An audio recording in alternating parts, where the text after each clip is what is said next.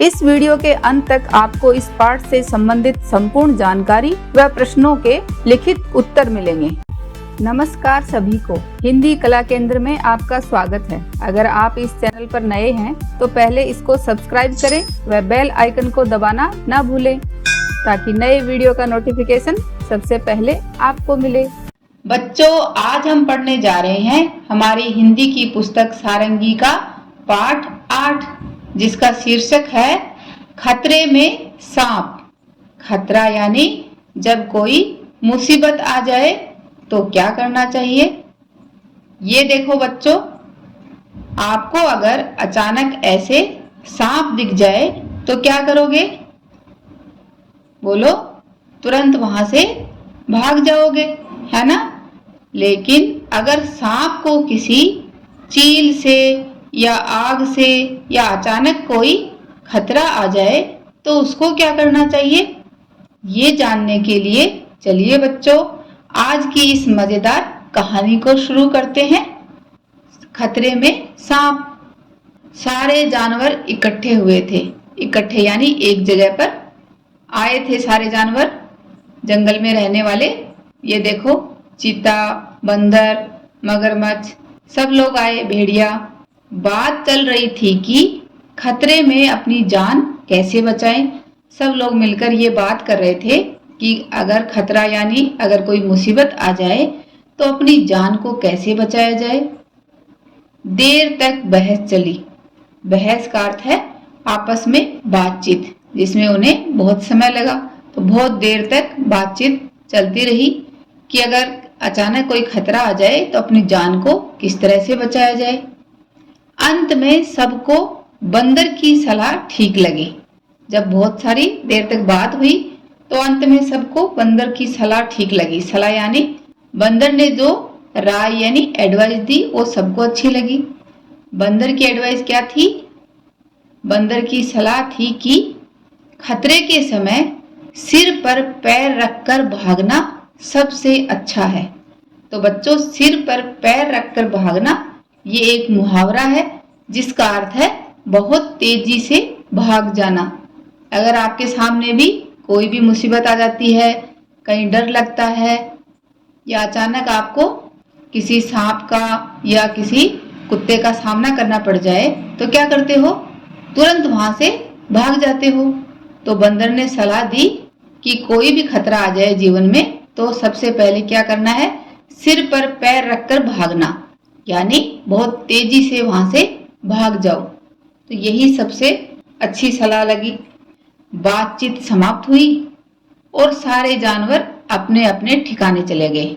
ठिकाने यानी जहां से वो आए थे, उनके रहने का जो स्थान था वहां सब चले गए। सबका स्थान अलग अलग है ना। कोई जानवर जैसे मछली पानी में रहती थी, बंदर पेड़ पर रहता था, चीता जंगल में रहता है अपनी गुफा में। तो सब बातचीत करने के लिए आए थे। तो अब सब अपने अपने ठिकाने पर चले गए। लेकिन उन्हीं में सांप भी आए थे।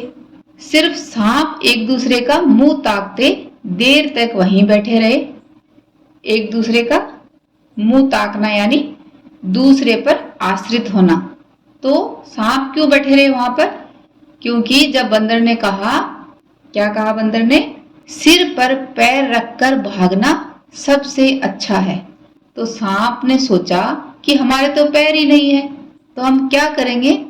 तो बहुत देर तक सांप वहां पर जो भी थे वो सब एक दूसरे का मुंह ताकते देर तक वहीं बैठे रहे, क्योंकि उनको बंदर की बात ही समझ में नहीं आई। बंदर के कहने का अर्थ था कि अगर कोई मुसीबत आ जाए तो वहां से तुरंत भाग जाना चाहिए। लेकिन जब उसने ऐसे बोल दिया कि अपने पैर सिर पर रख कर भाग जाना चाहिए, तो सांप की बात समझ में नहीं आई, क्योंकि सांप के पैर होते ही नहीं। इस कहानी को लिखा है चंदन यादव ने। अब बच्चों, इस पाठ के अभ्यास प्रश्नों को देखते हैं। बातचीत के लिए सांप वहीं क्यों बैठे रह गए? सोचो। जैसा कि हम सब जानते हैं कि सांपों के पैर ही नहीं होते। ये हमने वीडियो के शुरू में देखा था ना कि सांपों के कोई पैर नहीं होता। इसलिए सांपों को बंदर की सलाह समझ नहीं आई। वह सोच रहे होंगे कि हमारे तो पैर ही नहीं है, फिर सर पर पैर रखकर कैसे भागे। इसलिए वो बहुत देर तक वहीं बैठे रहे। आप सांप को क्या सलाह देंगे? मैं सांप को सलाह दूंगी कि खतरे के समय वहां से तेजी से भागे। सिर पर पैर रखकर भागने का क्या अर्थ है? सिर पर पैर रखकर भागने का अर्थ है बहुत तेजी से भाग जाना। रंग भरिए, बिना रंग भरे चित्र में दिए गए चित्र जैसा रंग भरिए। तो आपको इस तरह का रंग भरना है, कलर वाला नहीं भरना है। जंगल, ये देखो बच्चों, एक जंगल का चित्र दिखाया गया है जिसमें शेर, जिराफ, कंगारू, ये देखो सांप का घर, मछली, कछुआ, चूहा, बंदर, हाथी, सांप, सब लोग मिलकर बैठे हैं। कौवा, ये यहाँ पर तोता उड़ रहा। अब हमें ये देखना है कि ये जानवर कहाँ रहते हैं। जैसे मछली जल में रहती है, कछुआ जल में भी रहता है और जमीन पर भी रहता है, जिराफ जमीन पर रहता है, शेर जमीन पर गुफा में रहता है, सांप, पानी वाले सांप भी होते हैं और जमीन वाले भी होते हैं, तो जमीन वाले ऐसे बिल में रहते हैं। चूहा, हाथी जमीन पर रहता है और हाथी को पालते भी हैं, इसलिए पालतू जानवर है। सांप जमीन पर भी रहता है और पेड़ पर भी चढ़ जाता है। बंदर भी पेड़ों पर लटकता रहता है। आनंदमयी कविता, अब एक ये प्यारी सी कविता है जिसको पढ़ते हैं। कबरी झबरी बकरी, बकरी कबरी, बकरी झबरी, कबरी झबरी बकरी, आगे निकली कबरी बकरी, पीछे रह गई झबरी, आगे आगे कबरी बकरी, पीछे पीछे झबरी, साथ चली थी, हो गई आगे पीछे कबरी झबरी बकरी। तो यहाँ पर दो बकरियों के बारे में बताया गया है कि एक बकरी कैसी है, कबरी, और दूसरी बकरी झबरी है। तो दोनों घूम रही हैं, आगे पहले कबरी बकरी है और पीछे झबरी बकरी है। आगे आगे कबरी बकरी चल रही है, पीछे पीछे झबरी चल रही थी, लेकिन अचानक दोनों आगे पीछे हो गई, कबरी और झबरी दोनों बकरी। इसी तरह बच्चों आप और भी कोई कविता लिख सकते हो जिसमें राइमिंग हो, कबरी झबरी बकरी, इस तरह से। यहाँ पर बच्चों देखो, एक चौकोर पेपर लेकर हम उससे ऐसे कुत्ते का मुंह बनाना सीखेंगे। तो इसके लिए एक चौकोर कागज ले और उसे चित्र में दिखाए अनुसार इस तरह बीच में से फोल्ड करें।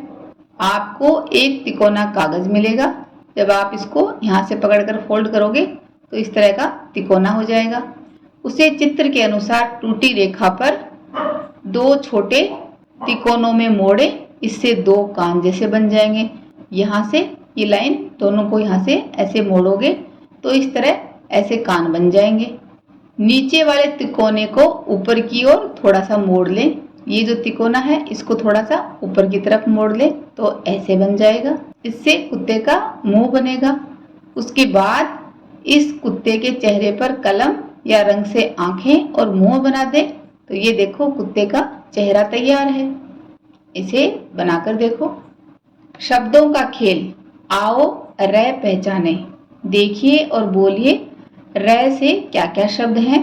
तो र से रोटी, रानी, रेल, रस्सी, रसगुल्ला, रमा। ऐसे ही बच्चों र से दो शब्द आप मुझे कमेंट बॉक्स में लिखकर बताओ। यहाँ कुछ शब्द दिए जा रहे हैं, इनमें से र को खोजिए और घेरा लगाइए। तो इसके लिए आप इस शब्द में र ढूंढिए। जैसे गिलहरी, तो ये रहा र, बकरी, ये रहा, रिमझिम, ये रहा र, गिरगिट, ये बीच में, खरगोश, तो ये रहा र। दिए गए अक्षरों को जोड़कर अपने शब्द बनाइए। तो इन अक्षरों में से हमें ढूंढकर कुछ शब्द बनाने हैं। जैसे घड़ा, ये रहा घड़ी, मिठाई, गाड़ी, ताला, ताला, ये रहा ताली, हाथी, दीदी, दीदी। और भी बहुत सारे शब्द बना सकते हो, वो आप कमेंट बॉक्स में लिखकर बताना। कहानी सुनाइए, नीचे कुछ शब्द और चित्र दिए गए हैं, इनकी सहायता से कोई कहानी बनाइए और कक्षा में सुनाइए। तो यहाँ पर बच्चों इस तरह के कुछ शब्द हैं, इनसे आप कहानी बना सकते हो। हमारी कहानी के पात्र कौन है? खरगोश, भालू, कछुआ, चिड़िया, बंदर, दौड़ना। तो उदाहरण के लिए एक कहानी बनाते हैं, ऐसी ही आपको भी बनानी है। एक जंगल में कुछ जानवर रहते थे। उन जानवरों में से खरगोश अपने आप को सबसे तेज भागने वाला समझता था। एक दिन खरगोश ने भालू, कछुआ, बंदर और चिड़िया को दौड़ने के लिए कहा। भालू और कछुए ने उसके साथ दौड़ने के लिए साफ मना कर दिया। तभी बंदर ने चिड़िया के साथ मिलकर एक योजना बनाई। वो योजना क्या थी कि खरगोश को दौड़ प्रतियोगिता के लिए बुलाया।